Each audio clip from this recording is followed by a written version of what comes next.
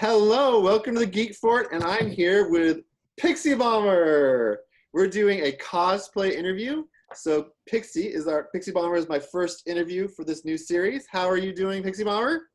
I'm doing swell. I'm a little overheating, but nothing to complain about. Hey, you know, it's summer now, officially since June 21st, so it's a little warm out. I'm fanning myself with a little postcard I I found. am a fan of yours, so it kind of works out. There we go. So let's get into some questions. Tell us about you. What's going on with you? Who are you, and what do you do as a cosplayer?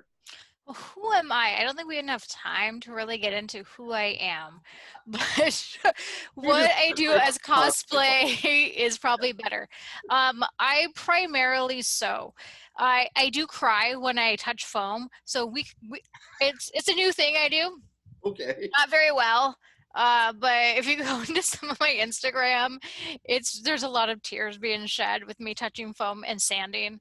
It's tragic. I'm trying. I have friends who encourage me and I complain to them. It's a beautiful relationship I have. But sewing fabrication is my primary medium. It's where I'm most comfortable. It's where I'm happiest. It's where I've done all of my cosplay competitions. And I also have dabbled in wigs to the point that I made like a wig that's 8 inches taller than my head, maybe 6 or 8. Who knows? It's large. But I do like things that are larger than myself. Like I really like big gowns, and I cannot lie. And all those spandex cosplayers will deny that when I walk in with my little itty bitty waist and this big round gown in people's faces, I take up space. That was a great rhyme. I like that little parody you did. That was wonderful. I wish I had some music on the background to go with that. That was really great. Music is not what I do. Karaoke and cosplay has been done before by me. Okay, that's good to know. So let's talk about something you and I both know the answer to because we were both there together. But how did you get started in cosplay? Oh, you mean by your blabby mouth? I think that you take all credit for that and you have no shame about that. I created the monsters, I like to say. I'm not a monster at all. I'm a delightful creature that has evolved into the person that I've become. Hence my Leafeon evolution. I've evolved. We had an established friendship, and then over time, you just wouldn't shut up about San Diego Comic-Con or Emerald City Comic-Con to the point that my inner nerd was like, okay, I'll go and see what this is about. But it could not just go. Oh, no. I had to go in cosplay. And Alan Tudyk was going to be there, and I have a very deep love for Firefly. So I was like, done. I'm going to show up in Kaylee's jumpsuit from Firefly. And so I bought a jumpsuit. I dyed it. I tailored it to actually fit my body because it was like 3 sizes too big. I took off the sleeves, and then I studied it enough to actually hand write the Chinese symbols appropriately to where they belonged. And I weathered it, which means that I distressed it, and then I made it look like it was dirty and gross and grimy, and put all the patches on, and hand painted her little umbrella that she carries. And Alan held it in a picture, and that's forever in my heart. And I will insert that picture right here because I still have a copy of it. And it wasn't just You Alan. have the original. I do. I have the original. It wasn't just Alan. It was also Elijah Dushku when they were in the Dollhouse together. Yes. Which I'm a huge fan of that show too. Totally. So I'll put that in right here so people can see our lovely faces and you especially in your cosplay, your first cosplay. What was that like going to the con? Was that your first con ever that you went to?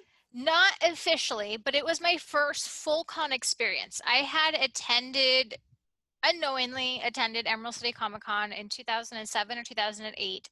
I bought tickets at the door. I just walked up and bought tickets. It was when BioShock was released. And my ex-boyfriend at the time was writing a story on it specifically, and he went to the game test there. And I just went with him, not knowing what was going on. He didn't explain it to me. He didn't tell me what was going on. He said, this is what we're doing, buy a ticket. And so I stayed in the show floor, but I did not understand there was more. Oh, I did yeah. not know there was panels. And I'm a person who loves commentary. Had I known there were panels, I would have been up there in the panel room and you would have not moved my butt unless there was a bathroom. Like I would have been up there solid, just listening and engulfing myself in panels. But I didn't know. I wasn't informed. But through the friendship I had with Joel, I started to understand the more of it. And at Emerald City Comic Con in 2014, I saw all of it, including the tower side and including the panel rooms and also the people putting on panels, the locals, the people who traveled from out of state. And I really understood and fell in love with the Comic Con scene there. Cool. Now, wasn't there something else that you went to at that con that you like sort of really made you like solidify the idea that you wanted to do cosplay? I remember we talked about this before.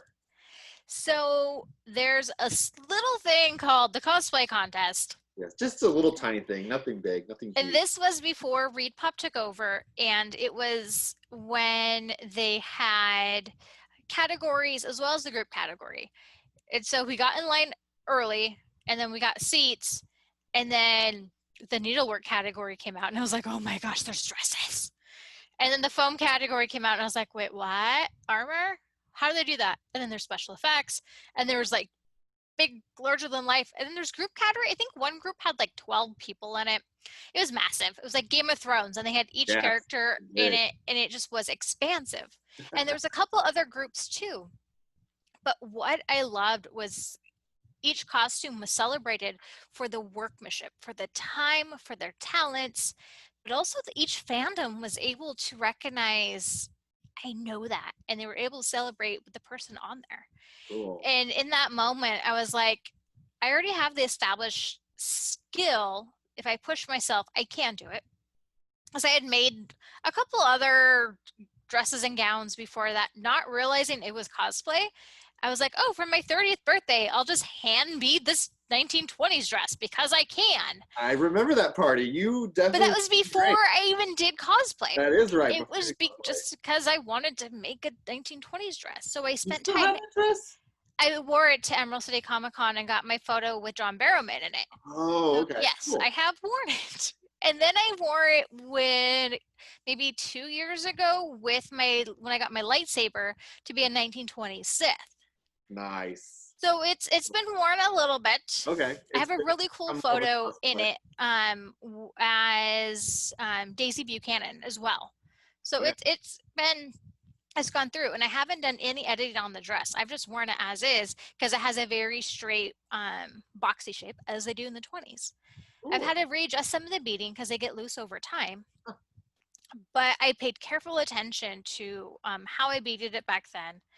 But that just means back in early 2013, I already had the skills in place. I already had the knowledge in place. And I adapted that pattern because I didn't like how it fit.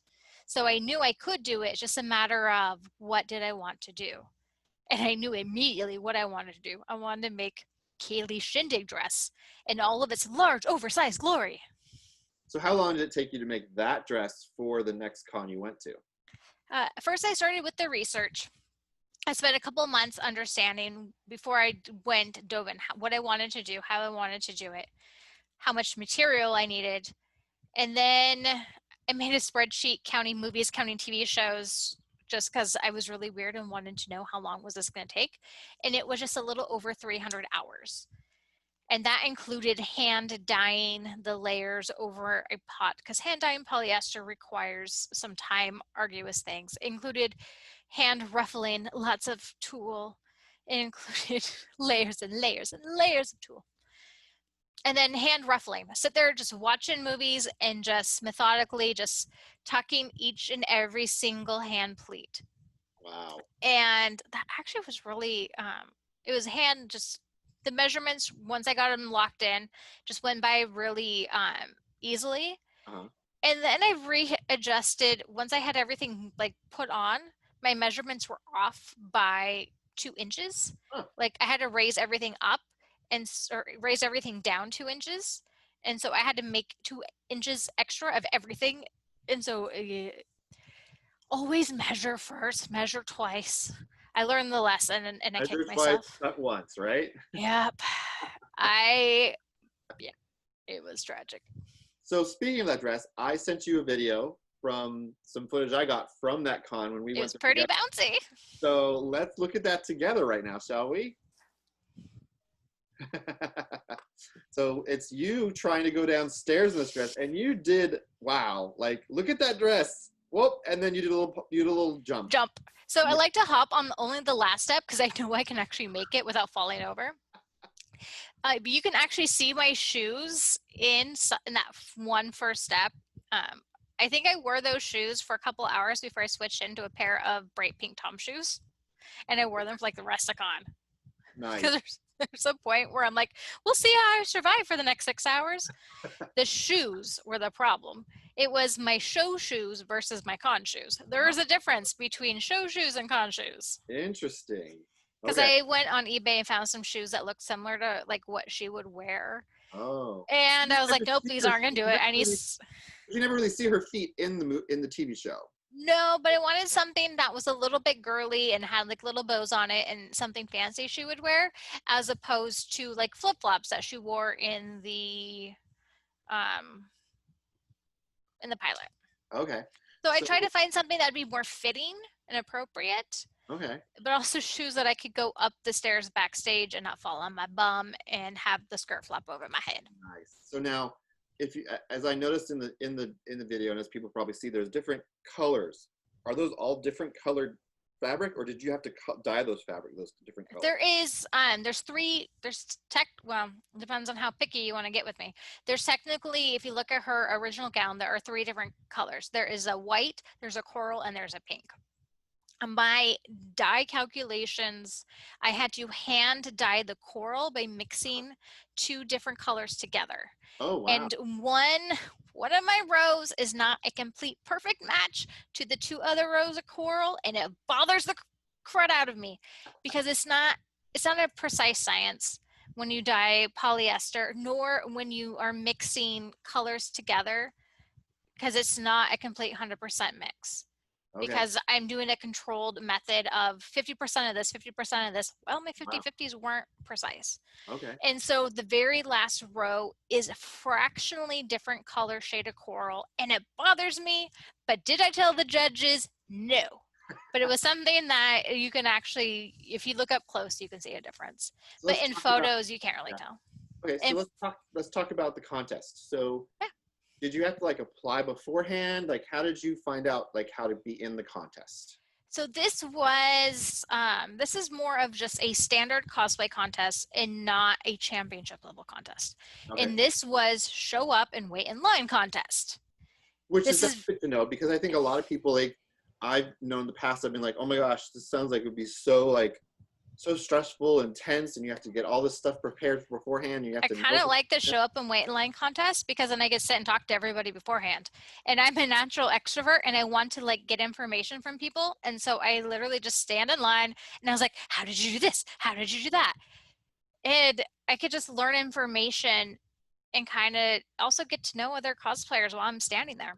Cool. And then, so what, information in advance is they had it posted is anybody who is interested show up at this time for this specific category, show up at this time for this other category. And so I got there maybe 15 minutes early, knowing I was a little bit big, I was gonna take some space, and so I needed to make sure that, you know, I kind of was gonna be a little oversized.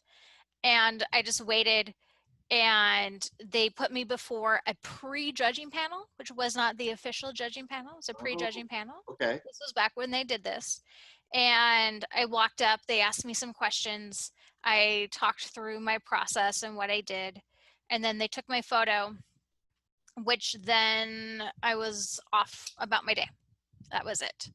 And then before they shooed me away, I was told to arrive at the backstage door access, which is right where the breezeway is, the skyway at Emerald City Comic Con. There's a door that gives you to the backstage. Oh, okay. So we waited there.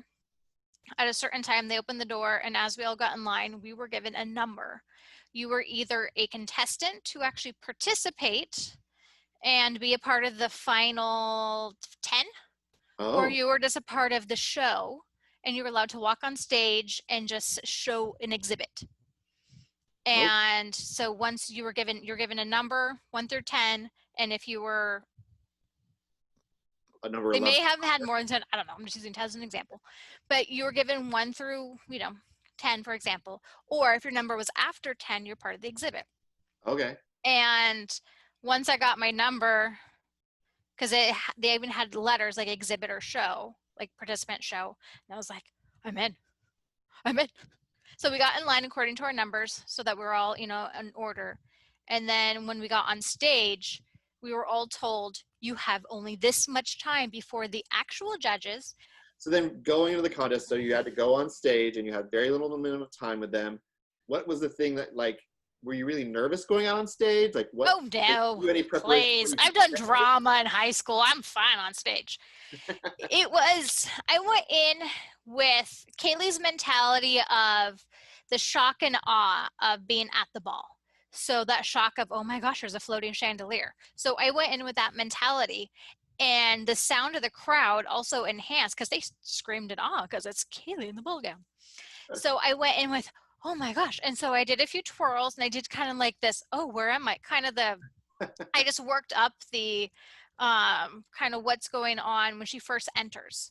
Okay, cool. And I kind of, showed it off. I did a few hops on stage, and then I went over and I talked to the judges, and I really focused on a couple intricate things that I thought was to be my selling point and my advantage.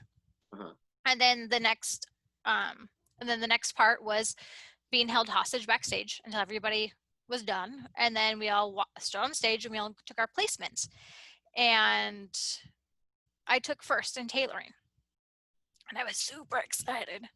And the challenge of taking first in your category is you were then literally held hostage backstage till every single category is done. The best part of being backstage was I met the Downins. They were in pairs and they competed, and like Brett kept trying really hard not to step on me, but he wanted to sit down, and I was literally sitting on the ground, my dress spread out, taking up all my 5 feet of space. And I'm like, no, you're fine. Was that when Brett was Thor and Beverly was Lady Sith? Correct. Yes. Okay. I met them backstage, and we were talking about, I was like, what is that made out of? How did you do that? Like, it was a foreign concept to me because, I don't know, I do fabric. And then there were a couple other people backstage, but the other seamstresses that stayed to want to watch from backstage, we talked shop. We asked different, like what was being made, how they did it. And then everybody who was first in their category all lined up together, and then they awarded best in show at everybody from first place. And it went to this orc, which was an incredible. I think I remember that. It was like his first build. He was not a master's level. He actually beat over the masters for best in show. It was phenomenal. Cool. Like, it was really great. But out of that, I learned when I later did more competitions, as I had competed with other people in that competition that I later became friends with, and I later have done panels with, and I had done more competitions with them. And as I mentioned, the Downins, Air Bubbles was third in my competition in tailoring, but now she does special effects and she does armor, so she's in a whole different category. She's found a different specialty, and it's great how people have morphed and changed over time. But also, as cosplayers, we really have formed a community just by hanging out backstage and talking to people and getting to know each other. Cool. So after that first experience, was it sort of like you were like hit with a bug that you were like, oh my gosh, I need to do these all the time? Or was it just like, this was great, I might do this again? Like, for you, what was that like, the competition? For me, it combined the challenge of challenging myself, and if I got honored with something, I did, but it wasn't necessary. Mm-hmm. But I still enjoyed. There's been a couple other cosplays I've made, or cosplays I built. Like, I didn't make these, I bought them. I really enjoyed the Leaf Young cosplay that I assembled through other different aspects. and people like it. One little girl loved it so much she wanted to take me home, like take me home as her Pokemon. But You want to put you into the orb and like take you she home. wanted to catch me and take me home. But that's part of it, is that's enough of a reward to be like, I was captured in her heart. But other people, it's, I represent their fandom. I'm wearable art. We have a great conversation. We can relate. But for me as a creator, it's striving to make my talents in that challenge. I enjoy the challenge of it. I don't necessarily need to compete, but I can be a little competitive, and so it also meets that side of me. There's a competitive side to you, but it There sounds is a like for competitive you, the being with the other contestants, and also, like you said, challenging, giving yourself something to do outside of maybe just your everyday job. It just gives you something else to think about and do in your life that you love. And I have realistic expectations too. I mean, I'm not trying to, there was something that I was building and I was like, this is not realistic for me to finish on time. And so I'm going to step it back and continue on for another convention. And there's other ones where I'm building it thinking, oh, this will be great for a competition. And then Emerald City Comic Con announced they were elevating their level of competition to championships of cosplay. I was like, nope, I am not at a master's level with this specific piece. So I will put it into another cosplay contest. And I did, and I got honorable mention. And I was like, I knew where I was, I knew where my level was, and it was appropriate. So that's one thing about, like, tell me a little bit about what's the difference. You just talked about like what a general cosplay contest is like. So for those who don't know, what is the cosplay, what would you call it again? The championships Championships of Cosplay Contest. So that's something that's done just by Reed at all their cons that they run. Is that correct? It's done by Reed Pop runs 3 of those contests. Okay. So Emerald City is the first one. And then New York Comic Con is the second one. And then C2E2 is the third. Which is in Chicago. And all 3 of those feed into the Crown Championships of Cosplay at C2E2 for the Holy Crown, for the winner of them all. But also the Crown Championships of Cosplay at C2E2 entails all of the international Reed Pop cosplay contest winners. Wow. Because so they have Australia and some in England, don't they? Australia, Germany, Japan. Oh. Yes. So all of their international winners are flown in and they compete for the crown. Okay. And those international ones are incredible builders. Wow. They're immaculate. Yeah. And it is very challenging for an American to win. But we have 3 American competitions vying for that one spot against all those internationals to represent America. So tell me about how do you apply, how do you get into the cosplay contest for Emerald City now? That's now this upper echelon kind of So when it comes back in March, there is an application that happens in advance. They'll announce it. You need to be at 70% finished, and then you have to show your work. You have to apply. It goes before a committee, and a committee is selected you for the show. Okay. The committee will review your work, review your technical, review your presentation based on your picture, that's 70%. And then based on what category you fall in, there's only so many slots, and people get really disappointed that they weren't selected for some reason.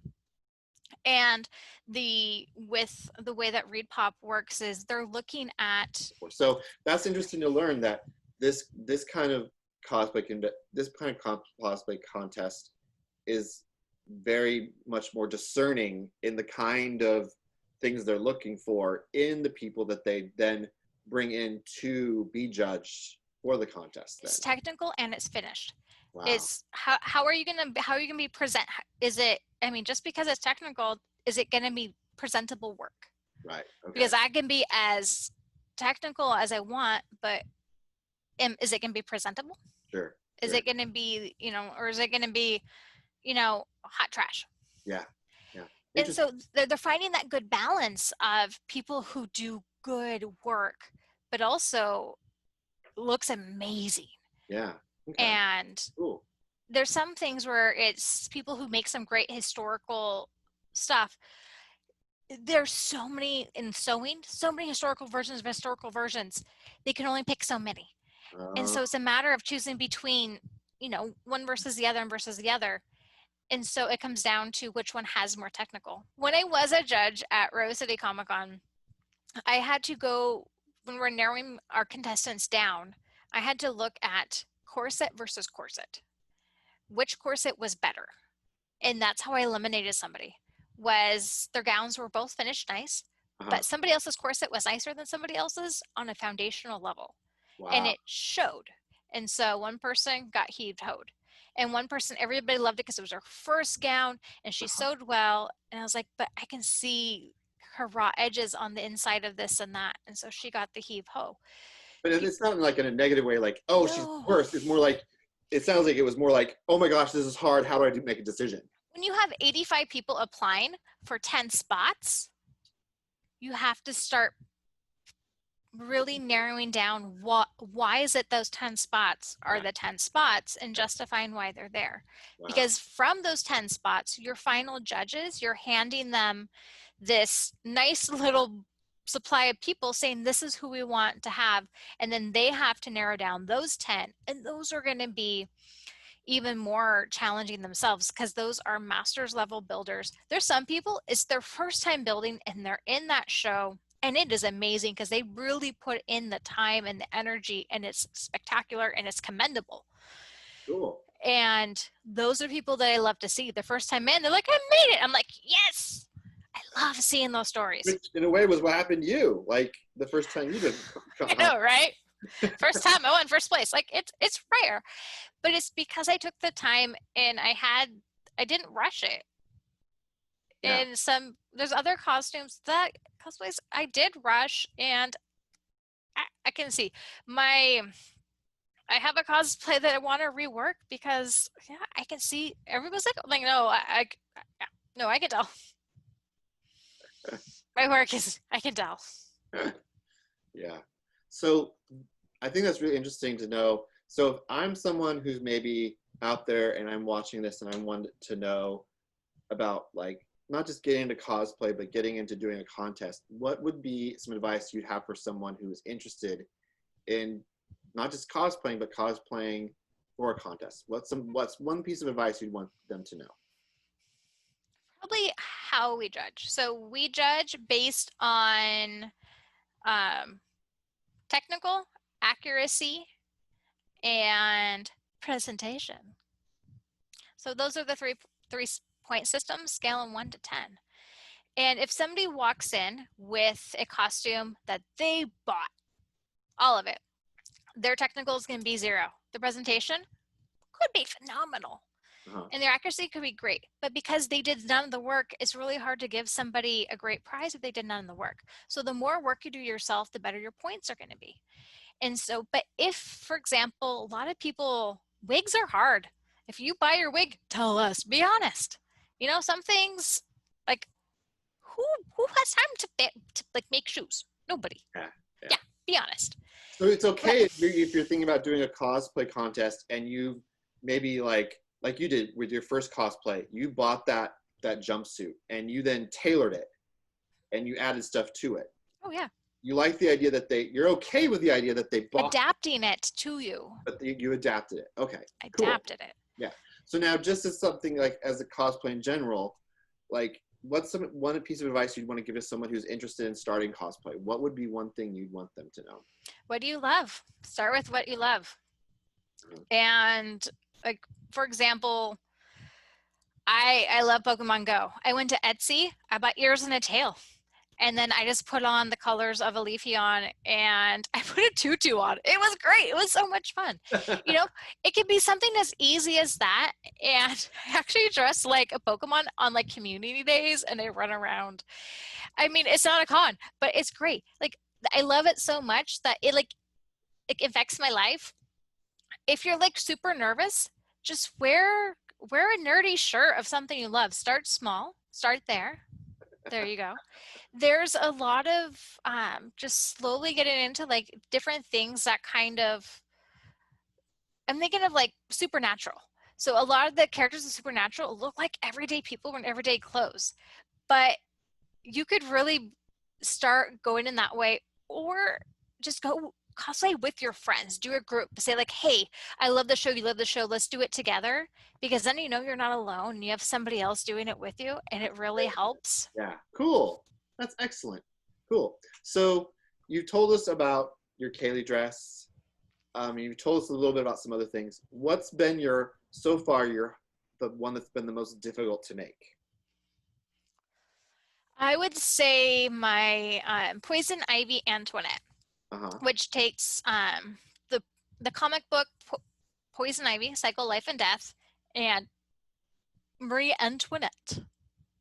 Smooshes them together, and out comes a dress that weighs, and wig and shoes that weigh 18 pounds all total. 18 pounds. So I went all the way from, I bought the shoes at the Goodwill. I made sure I found shoes that looked as historically accurate as I could, but were comfortable.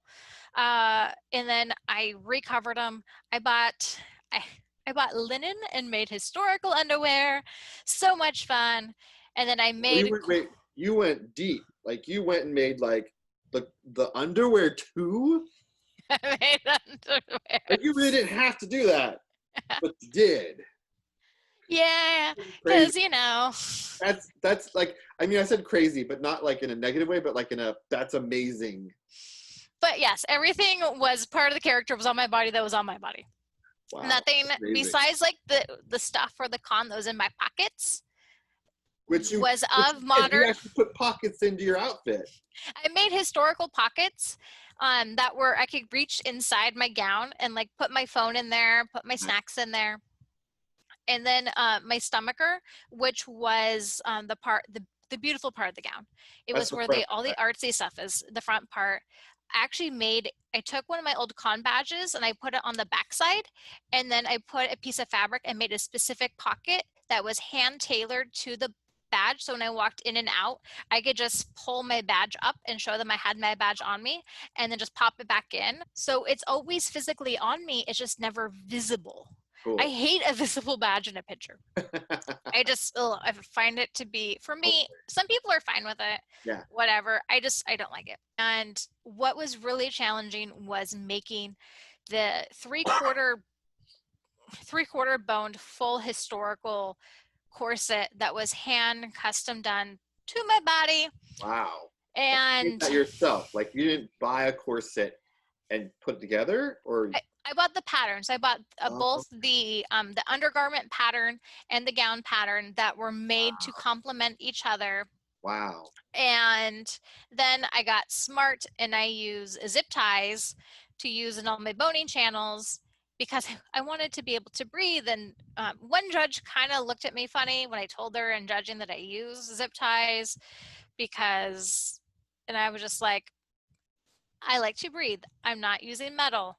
And whalebone so what if they didn't have plastic back then? Yeah. I kind of think Poison Ivy would be okay with plastic. But if they did back then, I'm sure they probably would have used that instead. Yeah. I was like, would Poison Ivy want metal or pulling plastic and recycling plastic out of something? There you go. I was kind of. What made that dress the hardest? Like when I asked what's the worst or hardest dress, what made that hard for you? Was it making the corset, or what was hard about making that dress? I think the hardest, it was a lot of techniques I hadn't used before.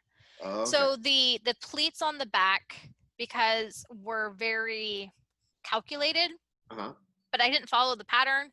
So I had to improvise and make sure that the pleats were very carefully symmetrical. Trying to do something sewing and symmetry they don't always work well. And so getting those very well pinned and then placed, but also they had to be ironed and pinned and held all the way down within a very uniform method. Okay. And make sure that they did not move for a very long time was challenging. But getting those done right. At one point, I sewed maybe the inside, like I sewed my arm back, like not my arm, but I sewed parts of it backwards because the patterns were weird. It's strange. It was weird. A lot of it was really just different. Yeah. But it was for me, I'm blending two things together. So it's, what of this original do I want to keep? What of this, to keep it iconic and keep it the same, do I want to keep? Cool. And trying to blend those things together was a challenge. Yeah. But as I did it, I realized it just took more and more time. And so I wasn't able to finish the stomacher the way I wanted. And so I ended up having to just do the first version, not how I wanted, and be realistic about it. I was literally like sewing the flowers at Comic-Con on Thursday while my nephew was playing Legos with my sister-in-law, and the cosplay contest was Saturday. Wow. And then I was hot gluing those on the and that's dress. called time crunching, right? You're like at the final hour doing it. Yep. And it was, I mean, it was like this little tool that I made the flowers with that I got. And then as I would sew them up, my sister-in-law would sew like the beaded centers on. And so we worked together, and then I would hot glue them at night in my Airbnb because I brought my hot gluer with me. And so once I got done, I took a few months, I breathed. And then my job put me in a hotel during the week for 2 weeks straight. And I learned to do embroidery. My grandma had taught me as a kid on pillowcases, but how she taught me was a little bit different than like what I wanted. And so I think I learned 12 to 13 different techniques, and I took actual art from the comic and I hand drew them on a template. I drew probably different versions. Like I made a stencil and I redrew and drew. Wow. I traced different things, and she has some tattoos on her legs because of the flowers growing up the vines. And so I hand transfer those on directly onto it. So it really represents who she is right directly onto like the body. Cool. So it's literally her right there. Wow, that's great. And like the greatest moment was when I saw Amy Chu, the actual writer, I had the variant cover that was done by Terry Dodson? Terry Dodson. So I had him sign it first. Oh, cool. Because I bought it from him. He happened to like have it with him at Emerald City Comic Con. And then she was at Rose City Comic Con. And so I went to go have her sign it. Oh, wow. And I was wearing the dress. That's cool. And so she took a photo of me holding the signatures in the gown, and she put it on her Instagram. Nice. And so now like and she follows me now on Instagram. She's actually, I've met her too, because she also did a really great comic book, Wonder Woman comic book, and I got to talk to her for like a good 10 minutes one time. She's an amazing writer. I really enjoy her. And Terry Dodson, also amazing artist. So his work's really great too. So that's the one that's been the most challenging or hardest. What's the one that you are working on next? Can you tell us what you're working on next? Is that possible? Can we know? Yeah. Okay. So this actually relates to this dress. I had so much extra fabric left over from green linen because the pattern said, buy all this fabric. Oh. So I have a bunch of green linen left over. I'm like, well, what am I going to do with it? So I laid it all out in the middle of my floor, and I was like, I can make a skirt with it. Oh. And so I literally have a skirt that measures 16 and a half, 17 feet in circumference on the hem that I'm going to wear this weekend to a photo shoot. I scheduled it with a photographer. And so we're able to do a photo shoot where can be 6 to 8 feet away from me and take photos. With the volume of that skirt, it really needs to be possible. And so I'm going to figure out how I can work a cosplay into it. I even made a mask out of the fabric. I actually have it here. Oh, I'd love to see it. Let's see it.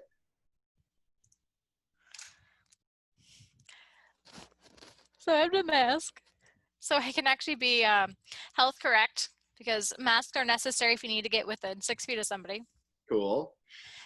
So and then I have like a little crown of flowers. But that's about as far as I got. I have no idea what I'm going to wear for the top. Is it a specific cosplay, or is it just a dress you're making? It's a skirt, so it's not a dress. So I haven't figured out if it's just fashion for fun, or if it's actually a bohemian version of something. Oh, okay. Because me doing something on the nose is rare. It's rare. It's actually possible. There is something I am making that the foam I talked about crying about was a Captain Marvel from Kelly Sue's comic that I'm working on. Okay. I did use foam and I used Warbler and I had to sand 3 times and I cried. I sanded until I cried. Just as Corgi says, you sand and you die, and then you sand and you die again. My soul died. Yeah. Yeah. Yeah. It's tragic. I got to a point and then so I asked, and then I sent a photo to my other friend BH Cosplay. I'm like, why do you do this? He goes, you need to sand some more. I'm like, no. So that's These are my foam friends. They said keep sanding. I'm like, why? And these are the same BH cosplays. The one I tell him, why does this cosplay not have pockets? And he just looks at me. As I have like one cosplay that has like 8 to 10 pockets on it, plus a bag. And he's just like, this is excessive. I go, no, it's not. This is who I am. Though the skirt I made doesn't have any pockets whatsoever. Uh-oh. Yeah, I know. I'll make up for it. I have another cosplay that I have. So I might have, in my storage room, I have like 3 cosplays that are purchased that are just sitting there. You have some that you've purchased that you haven't worn yet or that you want to wear then. And like you said, you also had the Captain Marvel one you've been working on too then. I did buy the spandex suit. I am a girl who likes big gowns who bought spandex. Wow. I never thought I would, but I do love Kelly Sue's version of that comic so much. And my hair is the proper shade of blonde. And I have the right amount of sass to really pull off that character without like, nice. I could do it. Cool. I would love to see it once you get it done. That'd be great. I just have to actually sand. It'll never get done. It'll get done. You'll get there. I believe in you. I have enough friends in my life. And that's the benefit of the cosplay community is having enough friends in your life that will help encourage you and push you and tell you when I melt foam. I'm like, how did I melt foam? They're like, well, this is what you did wrong. And nice. Because I melted foam twice. Uh-oh. It's okay. I've learned. And now what I've made is coming along good. Cool. That's excellent. Well, thanks for sharing all this with me. I really appreciate it. Now, where can people find you on social media? If they wanted to go look at your stuff more and see what you've done and where you're at and where you're going with your cosplay, where could they go and what would they find you as on the internet? I am most active, not like daily, but most active on Instagram on Pixie_Bomber. Okay.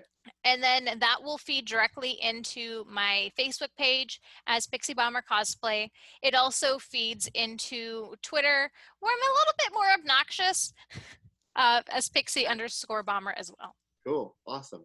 So if you're trying to ask me questions or anything, it's probably better to ask me them on Instagram. The Facebook messaging, I don't know why, it just doesn't, it's not the best for me. I don't always get the messages, and sometimes they sit there for like 2 weeks, and I don't know. So you're okay with people messaging you on Instagram to ask you questions about cosplay and stuff about sewing and all the things you've been doing?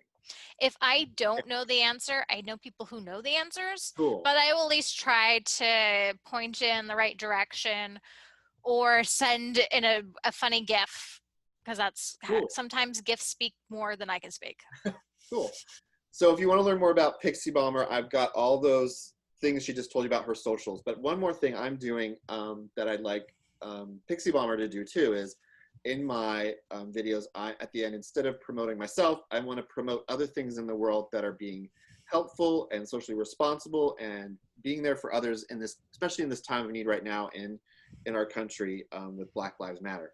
So Pixie Bomber, you have something that you have promoted on your page and that you've bought yourself. Can you tell us more about what that is? Yes, I have joined in a little thing called Serenity, and I went and I researched. I wanted to support a small business specifically that was Black owned, and I didn't want to do like a corporation. And so I went through a list, and I'm a tea drinker, and so I went and saw this lovely Innocent.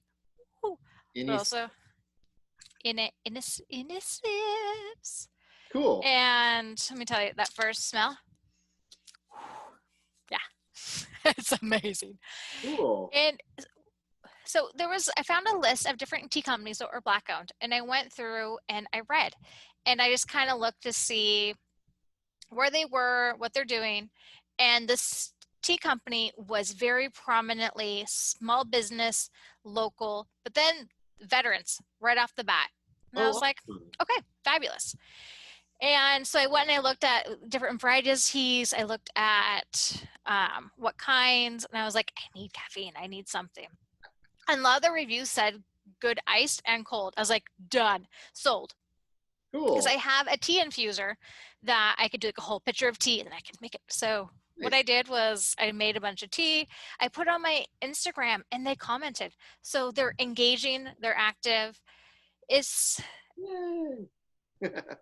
what is fabulous is I've also found through other photographers is finding other cosplayers of color and going and liking their stuff. Is I've actually expanded my cosplay follower base, and even people inside my area and outside my area, and just realizing there was this one person I shared her link to is her builds are immaculate. Some of the stuff she does is great. There was another one, she did something and her wig work is fabulous. So it's just a matter of just respecting the builder and respecting the person. Cool. Great. Thank you for coming and letting me talk to you here at the Geekfort. I appreciate it. And again, you'll find all the information about Pixie Bomber and Innicips in the description below. And yeah, that's it. Thanks, everyone.